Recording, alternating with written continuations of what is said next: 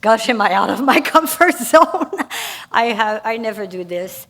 And also, I didn't used to sing in the band. And one day I asked Ken if I could do one song. And then he said, okay, let's do these 5. And that led to more songs. But anyway, today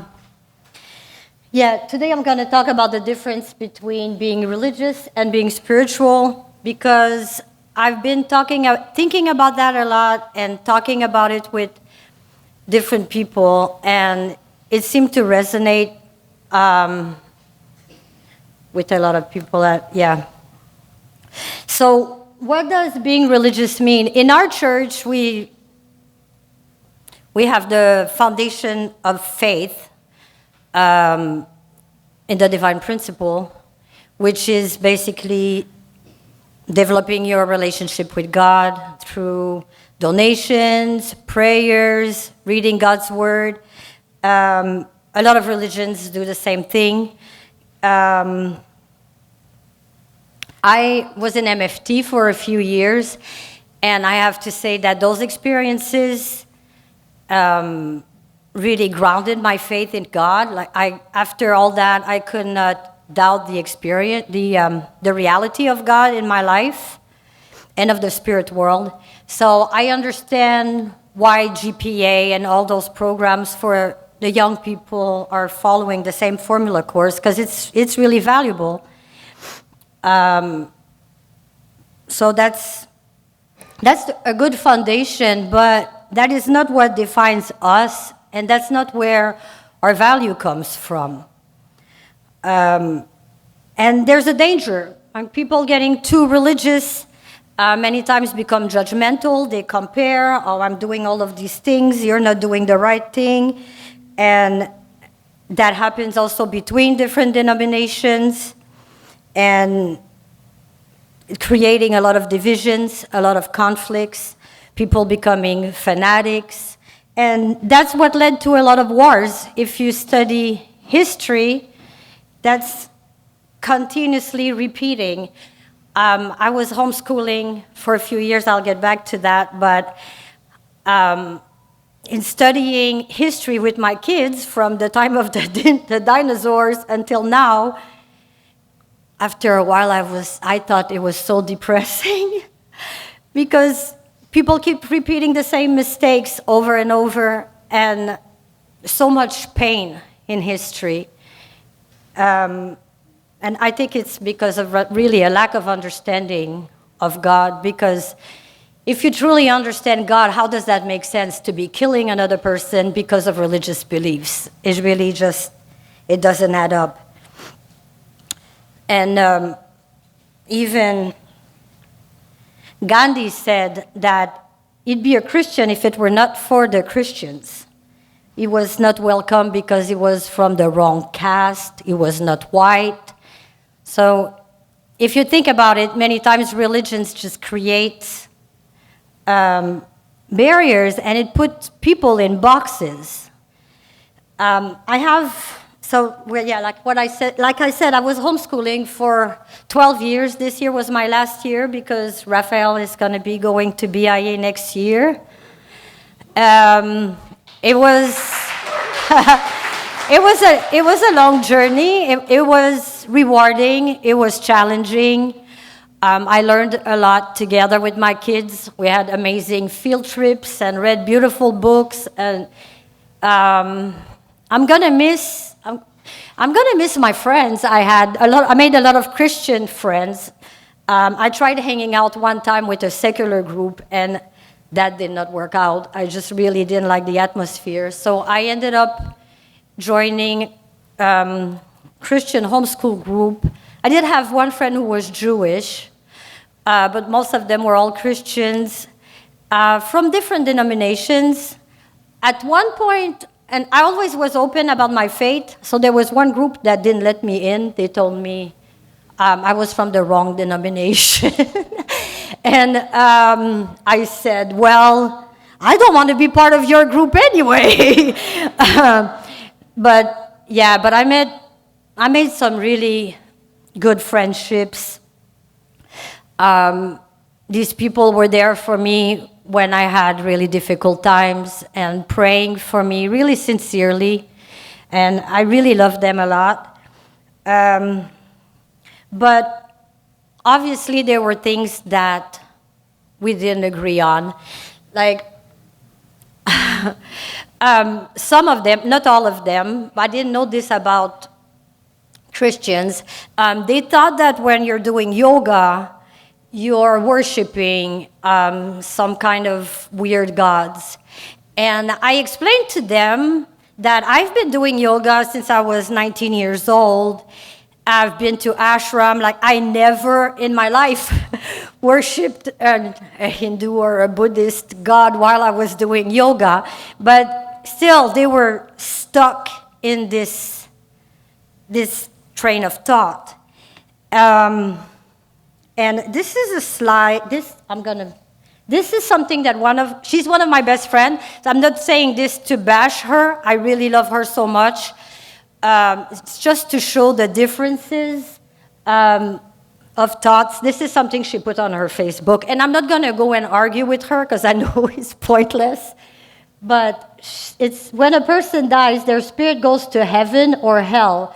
No one becomes a ghost on earth. People do not become angels when they die. Those who have died cannot interact with the living. Angels do not impersonate people who have died, but demons can. Stop following the godless teaching of superstition, the New Age, and the occult. So I'm sure that a lot of you have had experiences with the spirit world and know that some of these things are not really true. And actually, this person went to see my chiropractor, and he's a very spiritual man. And her mother had passed, and her mother's spirit came. And he told me later that he didn't want to say anything, but that spirit kept bothering him. She really wanted to communicate with her. And she shut it off. She told me that this chiropractor, he was like the devil practically, and she basically missed the opportunity to communicate with her mother because of this box that she created that she's staying in. And honestly, like, I feel like these boxes, they need to be kicked. They need to be smashed. They need to be put in the recycling. That's what I think. And this is not only Christian people, it's also even in our own church. And I'm not going to name the person I'm talking about. He's not from this community. But this one brother, because his son started dating someone out of the church, the last time I saw him, I had not talked with his son for 7 years. It's probably longer now. And I think it's heartbreaking. Completely destroying your relationship with your children. They're the children that God have given to you. There's a chance to raise someone. Yeah, I understand it's not what like the ideal and what we all want, but you make the best of the situation and try to educate and bring them to the blessing. So I just thought that was really heartbreaking. So I think that even us, we have to really be careful not to create those divisions, those limits. So this is a slide that I found on Facebook that I thought was interesting. Basically, really, the difference between religion and spirituality. In religion, you worship God. Spirituality encourages oneness with God. In religion, God is outside of you. In spirituality, God is within you. Religion separates people who have different beliefs. Spirituality unites people regardless of their beliefs. Religion teaches people to be afraid of hell. Spirituality teaches people to create heaven on earth. And religion is based on fear and restrictions. Spirituality is based on love and freedom. I had this one more. Oh, religion feels like being in a single drop in the ocean, and spirituality feels like being the entire ocean in a single drop. And religion is based on others' experience. Spirituality is based on your own personal experience. So apart from this, what does that mean to be spiritual? Sometimes people hear the word being spiritual as like a hippie, peace and love, like new age thing. That's not at all what I'm talking about. In our church, I believe that refers to as the foundation of substance. It's not about following anyone, but about becoming. Let that sink in for a second. Learn to love people the way God does. I'm sure many of you had personal experiences with True Father, seeing him speak at Belvedere. We even had the chance to see him in Jardim. But I only had one experience where True Father spoke to me directly. It was one word, and I always hung on to that word. That word was love. And he was not talking about love as a feeling, but love as an action. In Corinthians 13 says, if I have all faith so as to remove mountain, but have not love, I am nothing. So, pretty powerful point. What is love? What I think love is being there for others, bringing meals, help out, truly be there with your heart, without judgment, without expectation. It's giving and forget that you have given, and actually feeling that you haven't given enough. No one is above serving, right, Gustavo? They're always serving, Pat and Gustavo, and so many of you. That's the way to love. And that's what you will be remembered for when you move on to the spirit world, how much love you've given.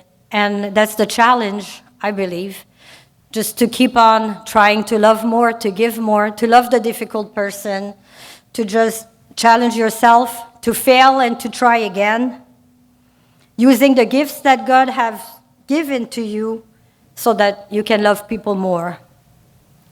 That's all I had to say about that. Thank you.